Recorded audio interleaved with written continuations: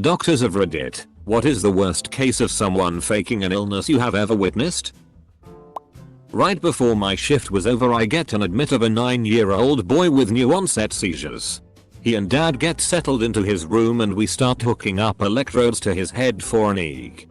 I explain that we are also video recording so any suspected seizure activity will be seen, along with data from the EEG. I then ask if they have had dinner yet, as kitchen is closing in 5 minutes. The boy asks for chicken nuggets with barbecue sauce, fries, applesauce and chocolate milk.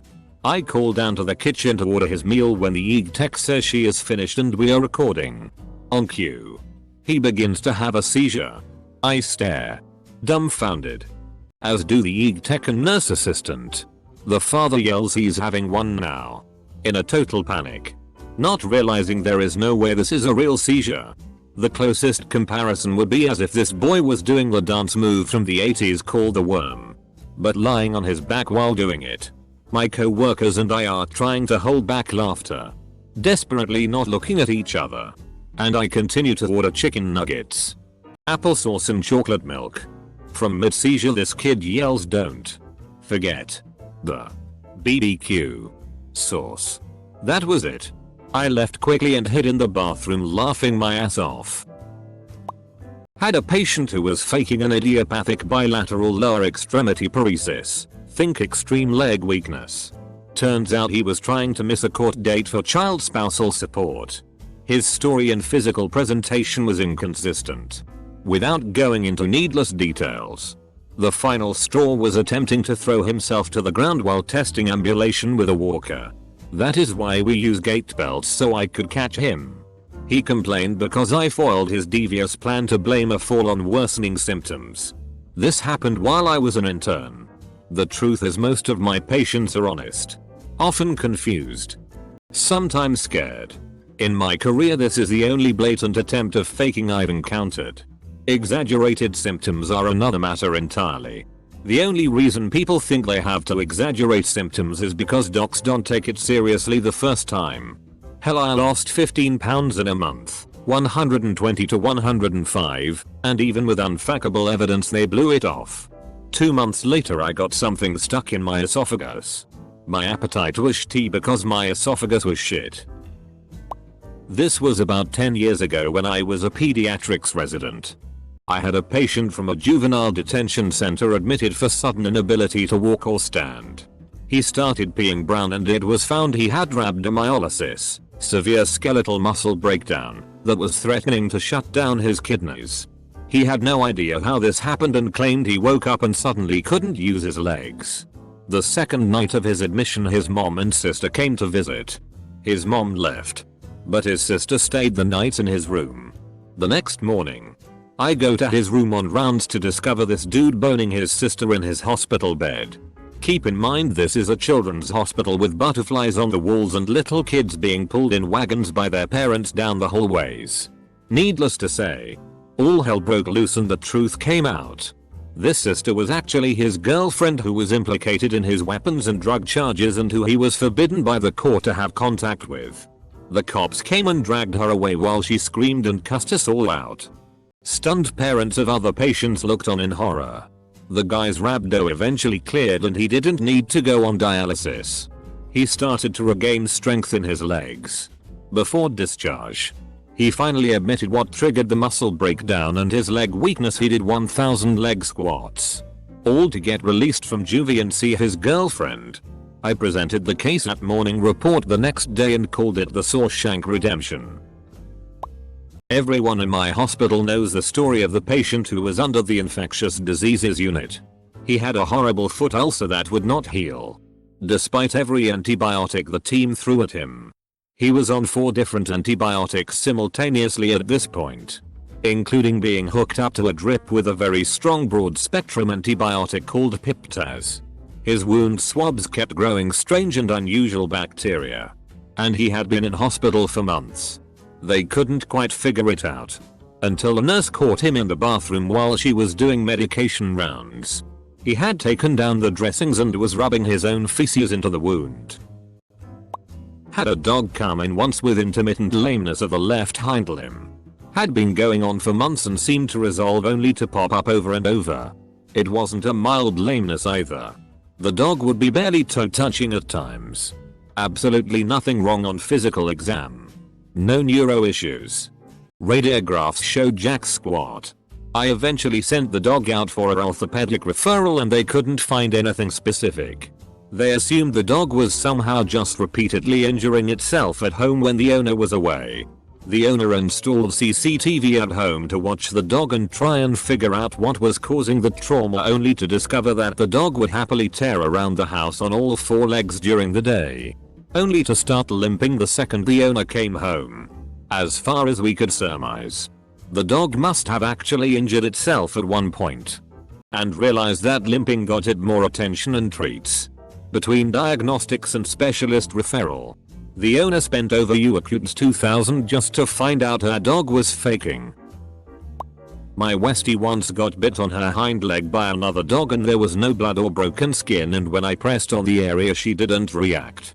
But the first day or so if she jumped or went up the stairs or did anything where the pressure was on her back legs, she'd limp immediately afterwards. It didn't seem like anything to go to the vet over, so I bought a baby carrying sling so I could carry her around and keep her weight off of it for a day or two. A week later, she was still occasionally limping, so I took her in to check her out. She was completely fine, but the doctor said to pay attention to what she was doing when she started limping because she was probably just bruised and certain activities could aggravate it. So I did. And you know what I noticed? When she didn't want to walk anymore or she just needed attention, she'd start limping because she knew I'd pick her up and put her in the sling so she could be close to me. She was so pathetic and I fell for it every time. Not a doctor, but when I broke my ankle I had to go to the ER, which was inconveniently very busy, filled with sick kids as well as a bunch of other people. I was already checked in and sitting in the overflow waiting room when this lady with 2 kids comes in. She immediately looks at all the people waiting and huffs loudly before storming up to the counter. She tells the nurse that her baby, the kid looked to be like 10, has the flu. Of course the nurse tells her that it'll be a bit of a wait and directs her to sit in one of the free chairs. The lady huffs again and tells the nurse that they need to see a doctor now. The nurse once again tells her to wait and that a couple just came in from a bad car wreck. She is not happy about this, so she lets go of her children's hands and pushes them to the side before she squats down on the floor. The nurse gets confused and stands up from her desk to watch the lady. And I'm watching because I'm nosy and my ankle hurts. I kid you not.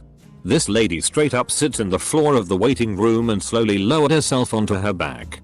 Of course the nurse asks what she's doing and the lady responds, "I'm seizing," before closing her eyes and shaking her legs a little. I almost cried while trying to suppress my laughter.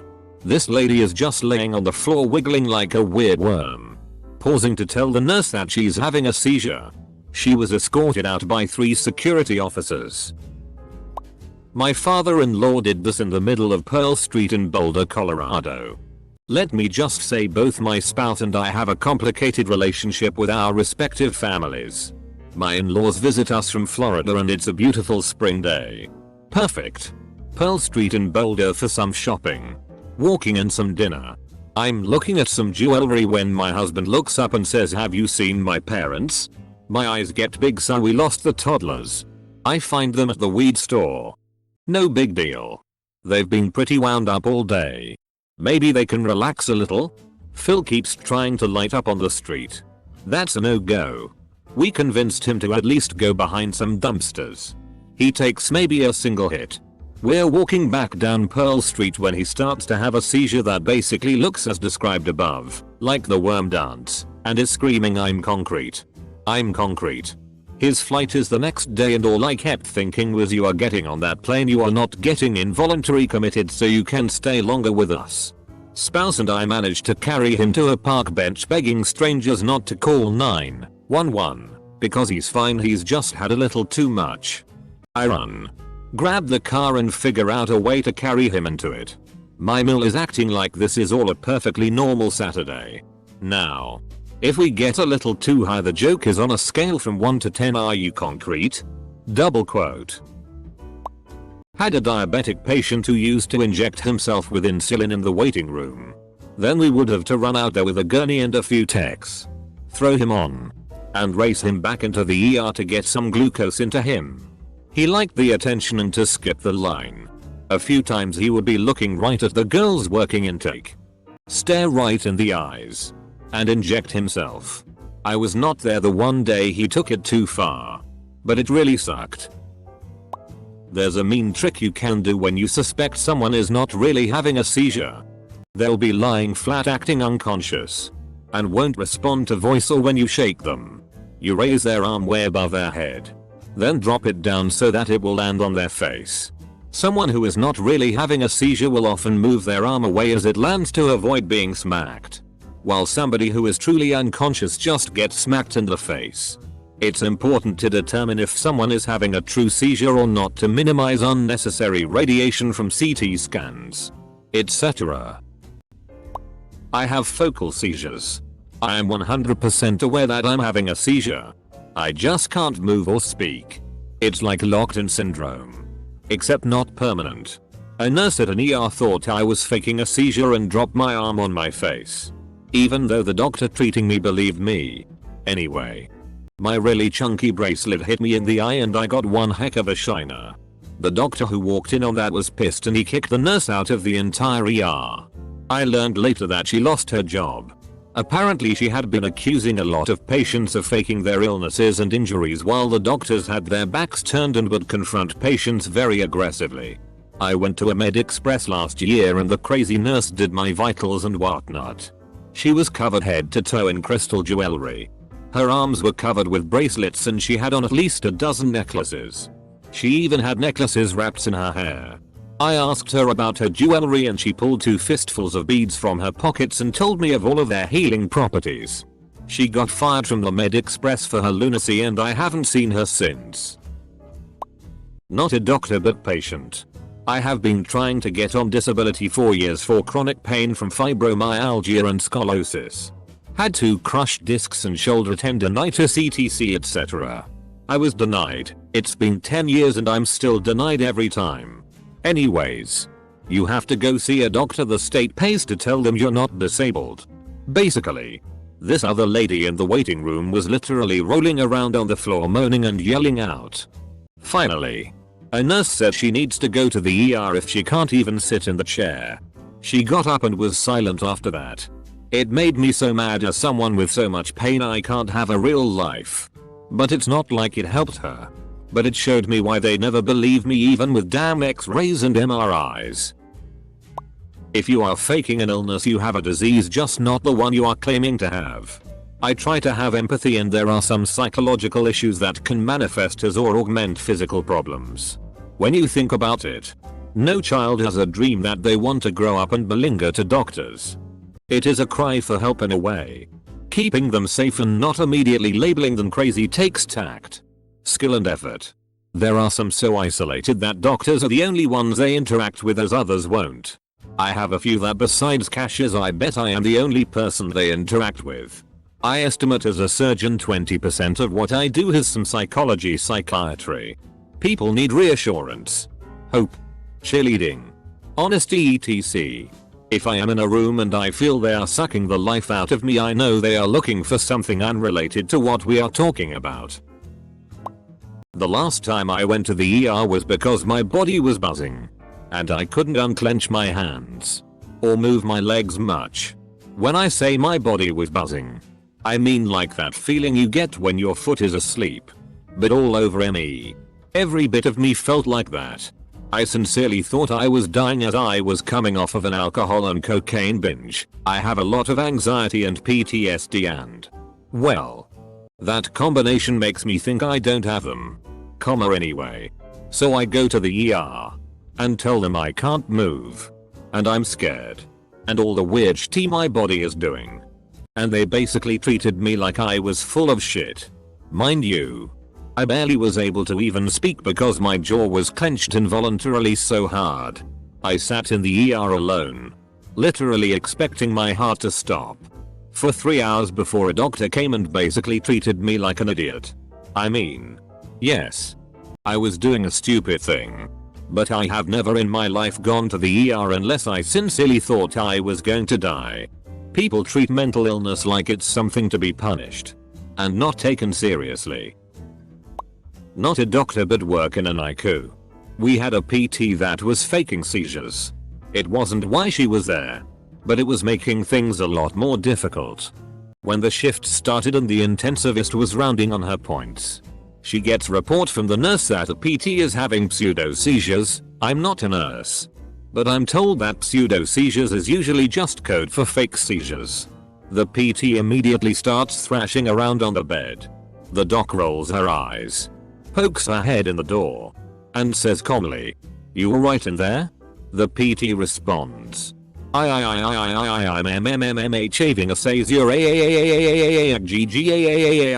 and doc says, "Okay, we'll keep an eye on that," and moves on. Patient here. It was my second time into a psych ward. Now the only way you get in is if you are one cry away from grabbing a gun or the police haul you in. This lady was already there when I was checked in. Now, I have no idea what was wrong with her because she never said it. Not even during group. Instead she would complain about the food, the movies, the activities. She never talked to any of the trained therapists or anything. I mean, these people are great. They will go out of their way to make sure you feel comfortable with them, and they will stop what they are doing if you need help. One night she threw a fit because she couldn't take her medicine unless she had sweet tea. Water was gross. The Kool-Aid was too bitter and she refused to add sugar to her Kool-Aid. They finally struck a deal with milk. She was at least in her 70s. They let her go as soon as they could because if she wouldn't let them help her, then she didn't need to be there. She complained the whole way out the door, saying that they refused to help her. She also tried to get me put in a mental hospital. Doctor of Literature here. Had a student say she couldn't write essays because they didn't have paragraphs where she came from. She was British. A woman, badly, faked seizures. She had apparently convinced someone in the past so it was in the EMR. At one point I questioned out loud whether she actually had seizures and she started shaking more violently as if on cue. Her seizures would stop as soon as the nurse stated that the Ativan was pushed, but before she had the chance to flush the line. Most of the drug would have been stuck in the IV tube at the time and not actually administered. I tried to fake a seizure to get out of the drunk tank once. Can confirm it is not easy to convincingly fake a seizure. IDK what my game plan was because it's not like they would have just let me out and let me go home if they thought I was having a seizure. My dad paid for his PhD in psychology by joining the National Guard. He got in-state tuition. On the weekends when his unit would go to drill, he went to the army hospital to do sick evals. One weekend, he met with a guy who reported suicidal ideation. Dad evaluated him, found him to be very suicidal, and sent him to the state mental hospital in Houston. A staff psychiatrist there evaluated him, said he was faking, and sent him back to the army with a recommendation for regular duties. He came back in 2 weeks later to see my dad, saying he was still constantly thinking about killing himself. Dad sent him to Houston again, with a strong recommendation that he be placed on suicide watch and given full treatment for suicidality. Again, the guy there said, "He's faking. Don't send him here again." It happened once more within a month. This time, Dr. Houston recommended that he be medically discharged but noted that he was obviously faking just to have an excuse to quit the army. He then sent a letter to the CO ripping my dad a new one for helping a soldier lie and recommending that he not be allowed to continue his doctoral studies if he wasn't going to take mental health practice seriously.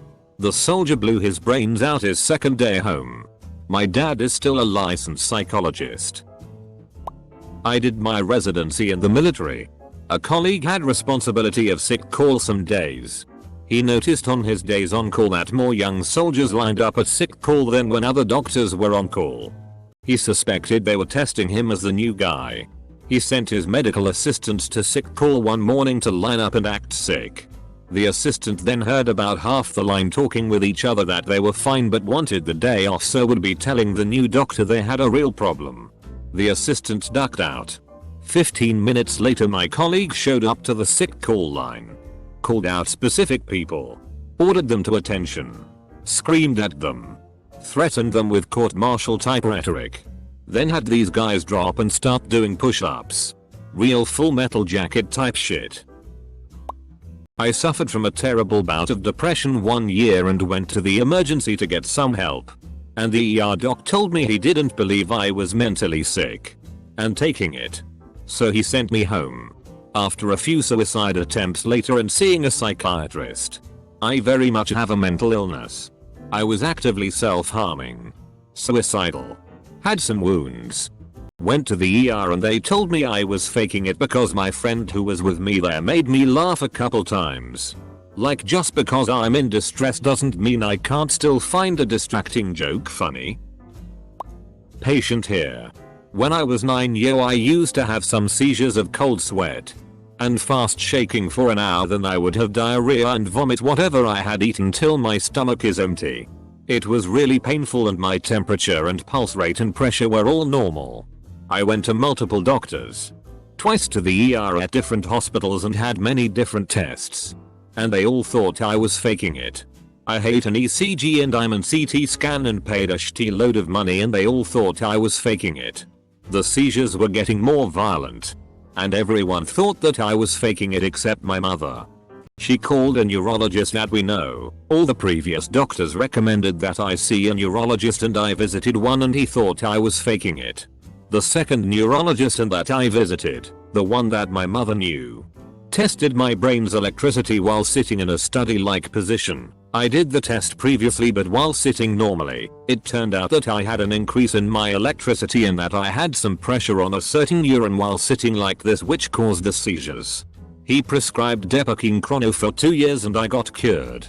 No more seizures, no more pain. I know this story isn't about faking illness but rather the other way around and I wanted to share it. It's not always someone's faking it. Sometimes it's some hidden problems and I'm not denying that many people fake them. If my mom didn't believe it then maybe I would have more complications and it would have been more violent. Someone came in for drugs with fake documents that basically had every sickness that could be treated with lean and he tried to sue us for letting him acquire the drugs. My 10-year-old daughter fooled 3 eye doctors and got herself a pair of incredibly strong and expensive reading glasses only to break down a few days after saying she wanted glasses so bad. Goddamn it. In 4th grade. I was having trouble seeing the board and my mom made me an appointment with the eye doctor. Before we went, I mentioned that a character from the Babysitters Club faked having trouble seeing the blackboard so she could get glasses. My mom was instantly suspicious and asked if I was doing that. I said no. The eye doctor had to reassure her that no, I wasn't faking.